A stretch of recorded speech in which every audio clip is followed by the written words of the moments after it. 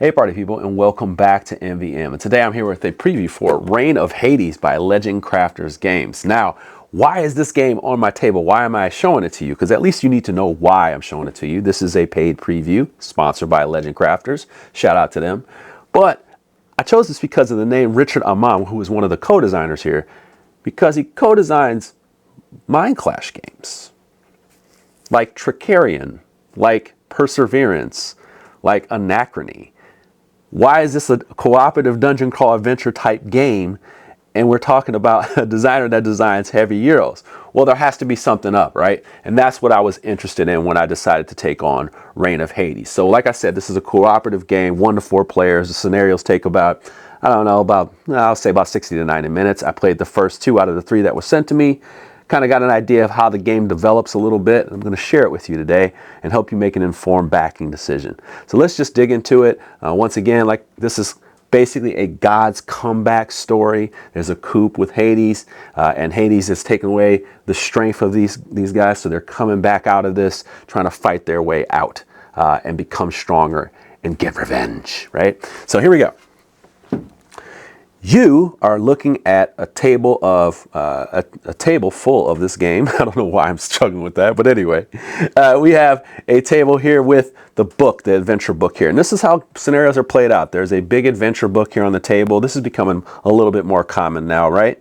You have this prologue here. There's actually a development to the game. You're looking at kind of a zoomed in, kind of a relaxed version of the game so you can get an idea of how it works. And it does a really good job of walking you through the game and how the waves work and what you're looking for and how some of the iconography plays out.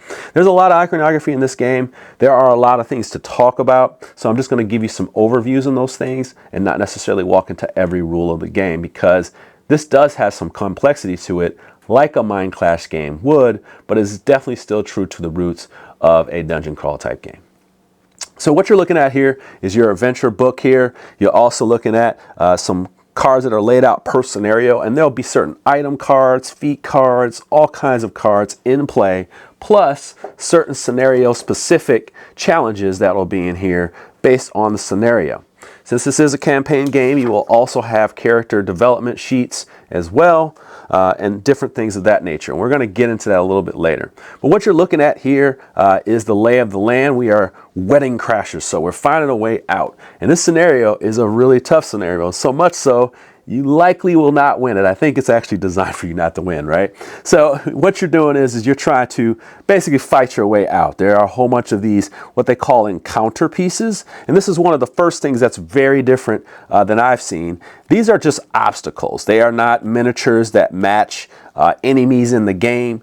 These are the enemies that are in the game, like this nymph right here, and then there's another one right here. And this deck is actually made by this satyr right here. These don't look like those enemies. What they look like is these normal soldiers, and they are called encounters. They determine how many cards will come out and how many enemies will attack you in the game. So when you go to these spaces, and they kind of are obstacles that will tell you how much numbers you have to roll and things of that nature. You also have these kind of events on the outside here. As you complete those challenges, you're going to be putting putting these little tokens on here, these little pieces on here to say that you've covered them. You also have items, and like I said, specific items will be out during per scenario. But typically, you're just looking at these arrows as ways to move across here, and that's where this all starts. Okay. If you're playing a 4-player game, and we're going to talk about it from the perspective of that, you're going to have an alpha team and a bravo team. And during a round, you're going to have a wave 1 where the alpha team will go, and a wave 2 where the bravo team goes. And then within those teams, there's going to be a cover version and a battlefield version. Around the outside of these boards is a more darkened state of the board. It's really hard to tell probably from looking at the top down of this camera, but there's a darker side of the board with a purplish kind of outside. There is going to be one person in cover, and there's going to be one person in the battleground, okay? And I have these cards to signify that, because at the beginning of the round, you'll shuffle those up, and it'll determine whose role is what at the time. Okay, so this is how it would work out. I'm just going to do just like this. Yeah, we'll do just like that. Sorry, we'll do like that. All right, So that will actually determine several things. So at the beginning of a round, you will have a monster card come out and the monster will engage, right? So what that means is there's also these sentinel monsters here. What you're trying to do is prevent them from taking over and overrunning. That develops as the game moves along. You see these tokens here. There will be monsters that become alert. For right now, they're not. You can lure them to your board so that they don't get full up here. You don't want them to get full because different things will happen. But you're going to have a monster on you if you're in a spot with one. And if you have more, that will bring you more. Okay, so you want to take these monsters out because sometimes the scenario says, hey, you need to get to certain monsters and take them out. But it's going to start like this. And the person that's in the battlefield is Athena. So this is going to be on her. Okay, like that. Now we have different things that can happen here. We can take actions. Now, this is interesting. This is our board. It has our character, and right now we're in the prologue. As the game develops, the characters will get more complex, and they'll have more icons and different things that are on them. But for right now, this is very much a prologue character. And also, this board is going to be more developed, but right now it's in prologue mode.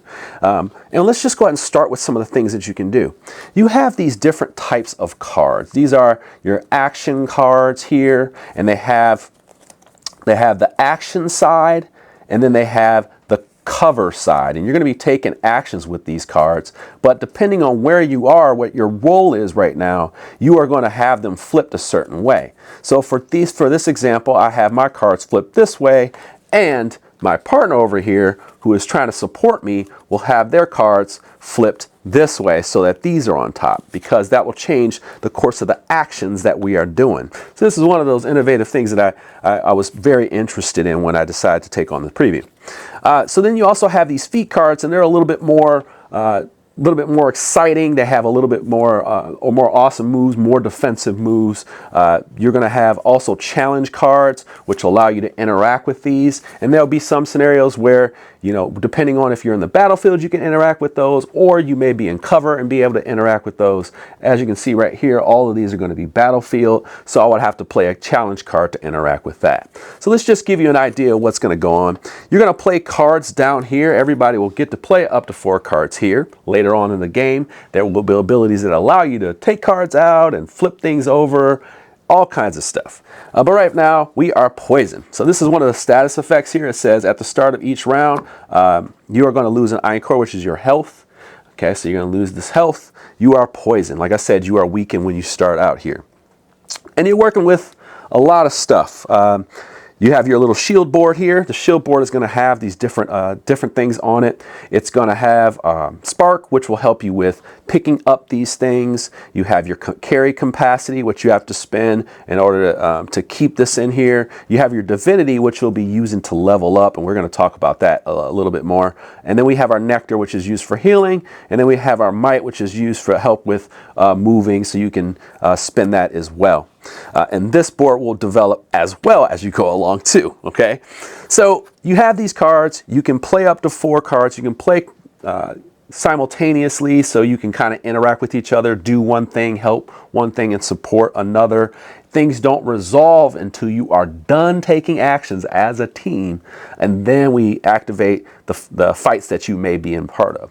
But I'm just going to give you an example right away. We're going to go ahead and fight this monster. The monsters have several different things. They have how they will fight you. This is a dice slot, and then they have what their health or their stamina is. A couple things on the side of their drain number, which we'll talk about that action when it comes to that point.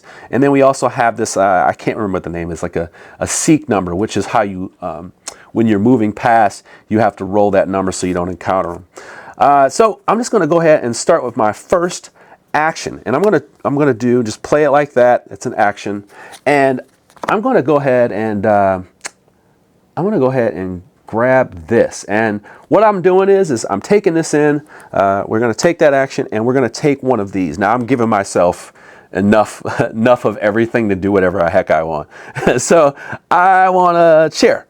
So I'm going to take this chair, and I'm going to spend what I need to spend in order to get it. I need to have at least 2 capacities, so I'm down to 1. Okay, and then I also need to have, I need to spend spark. So I need to be able to pick it up basically. And then I have unlimited spark I've given myself.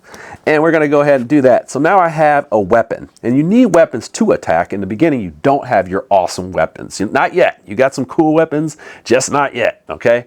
So that's one of the actions. Now, let's say I was in the background. Now, what I'm doing is I'm looking at the two sides of my board. So over here, I have access to these actions over here.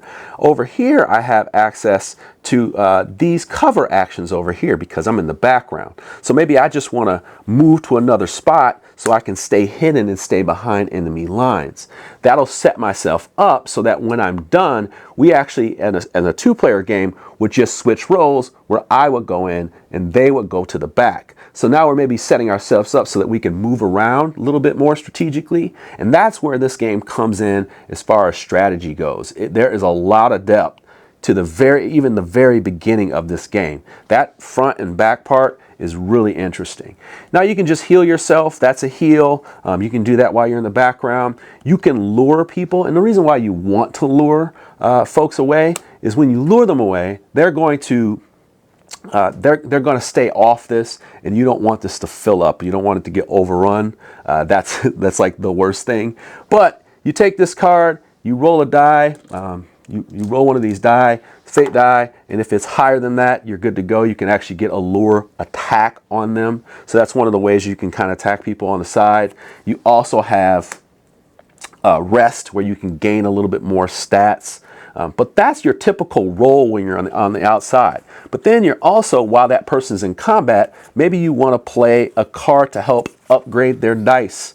Maybe you want to play a card that allows them to re-roll. Maybe you want to play a card that does challenges for you. So you have all these things that you can do to support, but you can also get things done and position yourself for future turns. That's the role of someone that's in cover. Now, someone who's actually in the thick of it, okay? Maybe they want to fight. So we're going to go ahead and we're going to do a fight. Okay, boom. So we play this card here, this action, and instead of, we're just going to start a combat. So what I have is this card here, it's a chair, and I would turn it this way. Now it says that now when I turn it this way, I'm actually have a couple different things that I can do. It's going to give me a pool of dice. I only have one slot for this die, so I'm going to have to decide what I want to do with this because I have a yellow die here, and these can be upgraded to blue, which of course are going to give you better chances, and red, which are going to give you the best chances.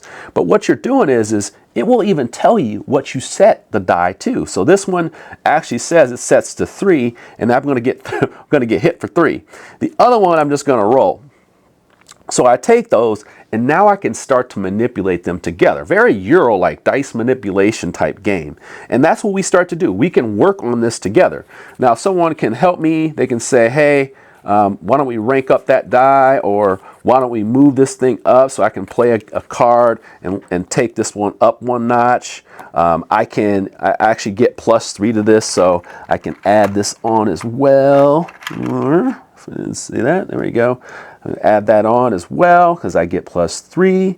So we got the +3 here. And what we can do is we can evolve these dice to the point where between combinations of playing, and I can even play a shield here. So I have a shield so I can protect myself. I can do all kinds of things to get those dice where I want them to, so there's less wounds. These things don't activate. And when I put them on here, I know that I'm causing enough damage. This should go up here. Sorry. I know I'm causing enough damage where this is not going to affect me so much and I'm not going to get beat down. That's the whole idea of the game. So then you're going to play this out, and what happens is when you actually defeat this guy, I'm actually going to get this interaction, which is going to cost me 2 health, and it's going to take one of my spark down because I still have that head face on there. I would defeat this guy, right? I flip them over when I defeat them like that. And we can resolve that at any point. I still could be taking challenges and doing things over here. We can resolve this at any point. So there can be all kinds of actions that are taking place. We're manipulating dice and all that stuff like that, okay? So what we're doing is we're resolving this now, okay? And then we would flip this guy over. Now, one of the actions that I can take as someone who is in the battlefield, I can drain. So I can drain drain this monster here. I'm going to take this one here and drain it. I got myself a whole bunch of awesome cards. Sorry, I'm playing right here. All right, so what we can do is we can drain. And when we drain, we look at the number over here, and we actually gain like ability and strength from them, and we drain that monster, and then they're gone. Okay, so what I do is I take that, and it tells me I can get some specific stats here. So it'll say I can get 2, so then I'll take that and I'll add these specific drain stats to it here, and I can decide how I want to disperse them. This one has 2, so I can add 1 here and 1 there based on what I have here. That's how this works. You take your turns, you move on, monsters engage, maybe you get hit, you start losing Ichor, all kinds of stuff plays out, then you move to wave 2. When you move to wave 2, now we switch roles. Okay, so now we are, and this will be gone. Okay, so we defeated them. Okay, so now I am in cover, and they are in the battle situation. So now it's different. Okay, so this one here will go over to what they call Oblivion. You'll have to work to get those back. The chair will maintain like that until the end of the round. So yeah, I don't want to get too deep in the weeds here, but just to give you an idea of what's going on here. You're going to have to kind of figure it out and go get more items to do that. Let's just say I want to open a door. So let's say this person here. Okay, now I'm just grabbing cards from everywhere, folks. Just deal with it. Here we go. All right, now I'm grabbing cards from everywhere. Let's just say I want to interact with this door. Okay, so then I place this here, and I open a door. So wherever I'm at, I'm going to open this door. And I should have said right away, this card would engage with me. This enemy would engage with me to start out the round. Start out this wave. And what I want to do is I want to interact with this first. So what I'll do is I'll play this card here, and then I will place my little token where I'm at, and then I will open the door. And in this scenario, things are not good when you open doors. So let me grab this card here. And it says, it's going to give me an idea here. It says, the door swings open to reveal a dark chamber. The fleeting moment of hope is shattered as something lunges from the shadows, pouncing on your teammate with a sudden malevolent force. Draw a monster card and place it into your teammate's leftmost lure spot. There is no way out of this. And these enemies will come down when it's your turn. So you don't want that to happen. So now this goes into your lure spot. And you have 3 of those, so you'll have more monsters to deal with. Hopefully they're not tough. But like I said, this one's scenario is kind of made for you to lose. But that's what you're going to do. And these different events will come out depending on the scenario. Over here I have another scenario, so you're going to see some spoiler cards and things like that. I'm not going to spoil much. But that's the general gist of this game. You are trying to fight off monsters. You are trying to manage that back and forth of going to the foreground and background. But I want to show you some stuff that's a little bit later in the game, just to show you what happens as you develop in this game. So before we go, I want to make sure I show you what this game develops into, because after that, the gloves come off and things start happening. You get more actions and things to do. Boom, here you go. All right. You are looking at the more developed board when we move forward into the game. Now this is a prison break part, so you are actually immobilized, you're in chains, and you are going to try to get the heck out of there, but you see this big beast here. Of course, you got enemies everywhere, and you're going to try to get to your weapons. You actually have these legendary kind of weapons that lean into your theme. Of course, I'm not going to show you those because I don't want to spoil them. But you also have these different challenges that you can do on the outside, and now it matters whether you're in the foreground or the background, the cover or the battlefield. So there's some more strategy into that. How do you cover, stay all the way out of here so you don't have to roll a die for how many people you moved across. You want to be here, so then when you come back in here, maybe the next time, and you switch roles, now you can get to your weapons. You have all kinds of little strategies that you can do, but of course when you interact with these, you're going to have mandatory challenges and ones that are not. So that's kind of where you lean into the theme of this game. But I want to go to this board because now when you're fighting enemies, you're fighting them to remove these guys off the board to make your life easier when your turn starts, because monsters are going to engage with you. But it also makes it easy so that when you move, you don't have to roll as high of a die. So you really have to take out 4. You got to take out 4 enemies to remove 1. So that's one of those interesting little things here. I haven't seen it in a game before. If you have, let me know in the comments below. Fighting a certain number of enemies to remove 1, and I think that's because of these being like non-specific enemies. They're encounters. So anyway, you're going to be digging into your board here. And as you defeat things, and as you defeat things with extra power, so if you actually defeat them with more attack than their stamina, you'll get extra divinity, and divinity is how you'll level up your board. And when you get enough divinity to spend, you can start leveling things up. So you'll have these pieces, they will go in here and you will level up your abilities, and then new ones will take their place. So you'll become more developed, and if you fill all 5 of these things in, what will happen is you will become, you will level up. And this can happen naturally. You can develop yourself however you want to, in what areas you want to, but of course you're trying to fill all 5. And when you do, you're going to get a new card, and that new card will have new abilities here, because my level 1 Athena doesn't have much on it, but my level 2 has a lot of abilities on it, and it gets to starting to look real Anachrony perseverance like all of a sudden. And that is where I was like, whoa, this is kind of mind-blowing here in a sense. So this is where it develops to, and you have new actions that you can add to it, like pushing limits that help you get your cards back in a different way here. Your lure attacks get stronger. You have a rest action now where you can choose which stats to bump up. You have just different things that you can start to do here. I'm not going to go too deep in the weeds because I don't want to spoil this stuff for you. I know I'm being very vague here, but I don't want to spoil this stuff. It's very interesting, but I don't want to spoil it. There's a lot to unpack here. There's even landscape tokens here that you can interact with. Maybe you want to throw a column at someone. Maybe you interact with something. You take some chains and you whip them around and you attack them. That stuff plays out in here thematically through these challenges and just different things that you do when you're out here working your way out of this stuff. There are boss fights, there's all kinds of stuff, but I'm going to leave it right there. And I'll just say this, Reign of Hades is going for some big stuff, and they're adding some innovative things that I have not seen in dungeon crawl adventure type games, with that battle, with the Bravo and Alpha team system, with the way you develop your characters. Character progression is different. There are a lot of different things that this is kind of new territory for me. So I was very interested in showing this to you. It's just the approach to the design of a dungeon crawl adventure type game. That's why I wanted to show this game to you.